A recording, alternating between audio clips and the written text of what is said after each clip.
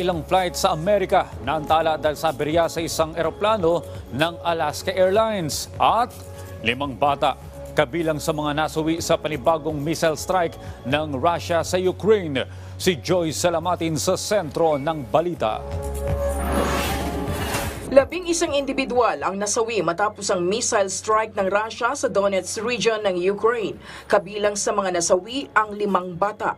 Ayon sa militar ng Donetsk region, gumamit ang Russia ng S-300 missiles. Ang naturang rehiyon ay kilalang frontline ng labanan sa silangang bahagi ng Ukraine na bahagyang nasasakop ng Russian forces. Bukod sa mga nasawi, 8 iba pa ang nasugatan.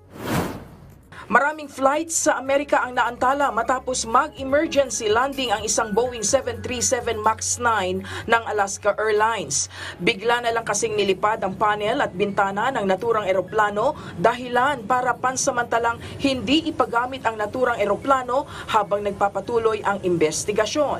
I-inspeksyonin naman ng Federal Aviation Administration ang iba pang Boeing 737 MAX 9 habang ginagawan na ng paraan ng iba't ibang airline companies sa US ang pag-re-schedule sa mga naantalang flights. 20 kalalakihan mula sa iba't ibang bansa ang nag-dive sa Golden Horn sa Istanbul sa Turkey. Ito'y bahagi ng Epiphany ng mga Orthodox Christians na hudyat din ng pagsisimula ng Christmas celebration o paggunita sa kapanganakan at bautismo ni Jesus.